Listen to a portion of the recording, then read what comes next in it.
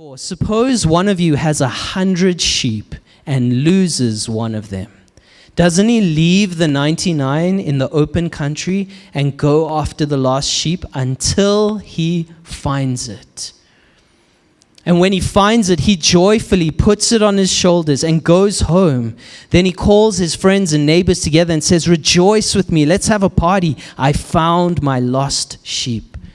I tell you that in the same way, there will be more rejoicing in heaven over one sinner who repents than over 99 righteous people who do not need to repent. Or suppose a woman has 10 silver coins and loses one. Doesn't she light a lamp, sweep the house, search carefully until she finds it? And when she finds it, she calls her friends and neighbors together and says, "Rejoice with me, I have found my lost coin."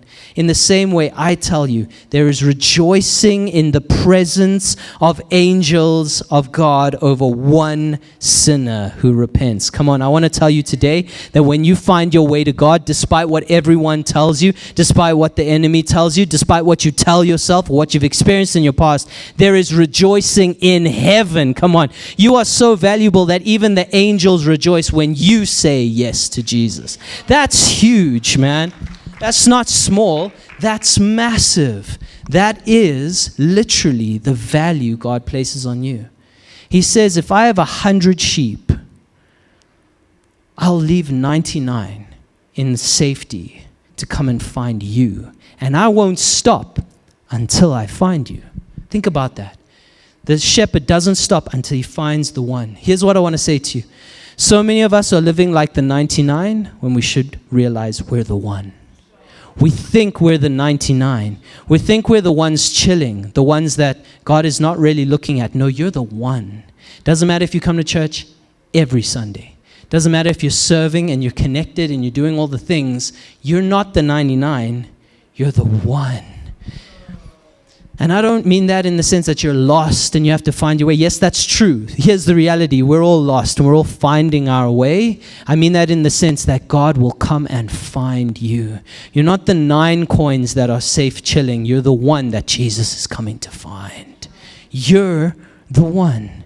And you should recognize that, because that means God made you.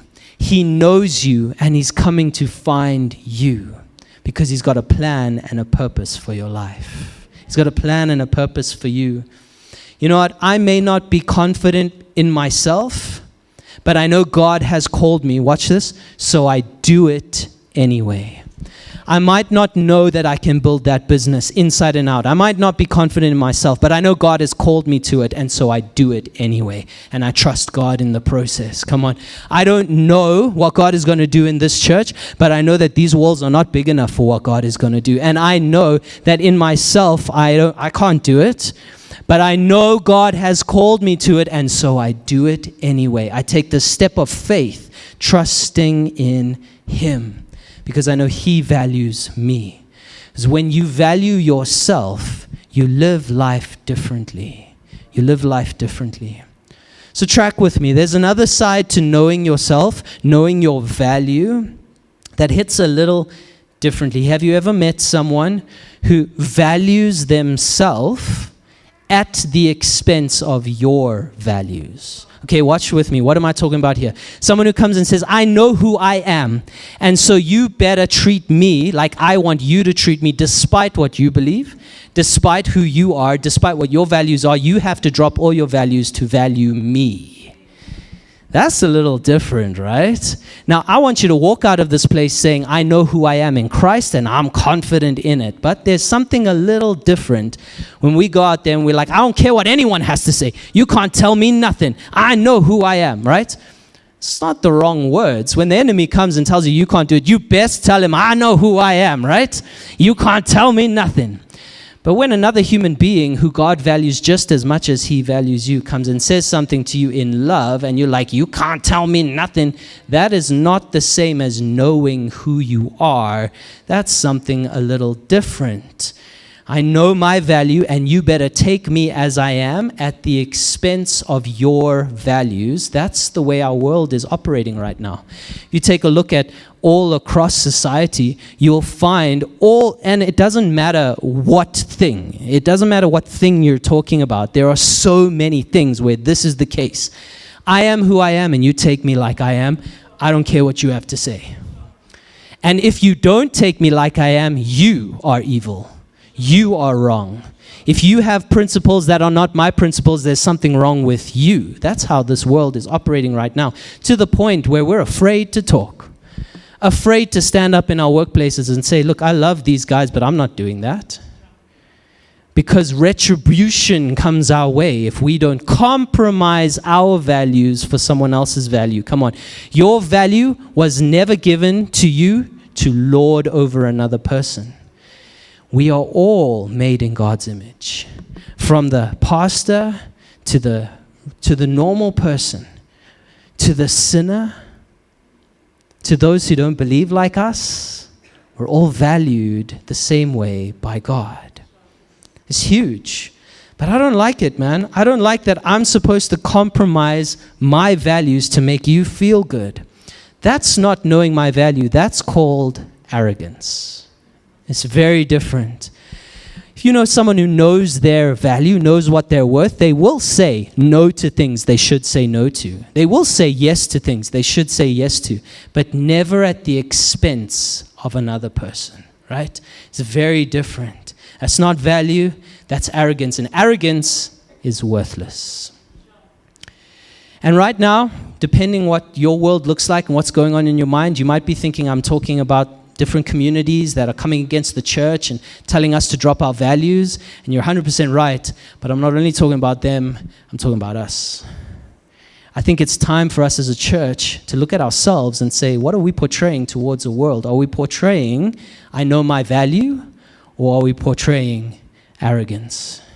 It's huge because we're an outward-facing church. Collective Church is a church who is called to see people who are far from God find Jesus here. It's an ultimate calling. It's a huge calling on this church. We want to be a place that unchurched people love to attend. That's a tall order. We're not a church for churched people. If you're a Christian and you want to come to this church, awesome. Come on down. We want you here. But you're not our primary target. Our primary target is people far from God who need to come and find Him here. That means you get to come as you are. You don't have to put on a face, a mask, and try and act a certain way. You get to be authentic in this church. I want you to be. Because I'm not called to change anyone. I'm a pastor, and I'll tell you now, my calling is not to change anyone. My calling is to raise you up for the work of ministry, that when you go to your job, your family, your place, you shine the light of Christ by His grace and mercy, that ministry might flow through you and others might find Jesus through you. I'm not called to change anyone's life, and neither are you. I can come and tell you all the reasons why you're wrong, why you should change your life, why you should come to church. I can tell you all those things, and I probably have good arguments as to why you should believe me. But that's not going to change anybody. And yes, as a church, we're supposed to have a good answer for anyone that comes against us and says, you believing nonsense. We can answer them, 100%, no problem. But when we go out there trying to force the world to act like Christians when they don't know Jesus, we have ended up in the wrong place. Because that's called principles, not relationship. It's true. Are we called to stand for who we are? 100%. And we will. But we're called to show people the light and love of Christ. And so we get to have values. We get to know who we are. We get to have value in ourselves and who God has called us to be, but not at the expense of other people. In fact, it's the other way around. I believe Jesus was like this. Do you think Jesus compromised His values and principles? Never, not once. He knew who He was. He knew who God had made Him to be, the human Jesus. He was God, laid aside His divinity. He knew who He was. Yet, sinners and tax collectors loved to be around Him, and saved people didn't. Religious people couldn't stand to be around Jesus because there was something welcoming about Him.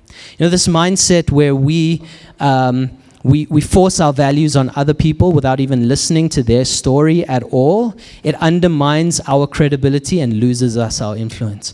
So while you're saying all the best arguments why someone should change their life, no one is listening to us because they don't believe we actually care about the people we're talking to. Here's the difference. When people know you care about them, they will listen to what you have to say. We've said this over and over again. Building trust with your family, building trust with the people around you, it's everything. And when we choose to do that, build social equity with each other, those are the same people that will come and say, what do you have that I don't? Why are you so calm when there's a transitioning happening in our workplace and our jobs are on the line? Why are you calm? Well, because I have a relationship with Jesus, and I'd love for you to have one too.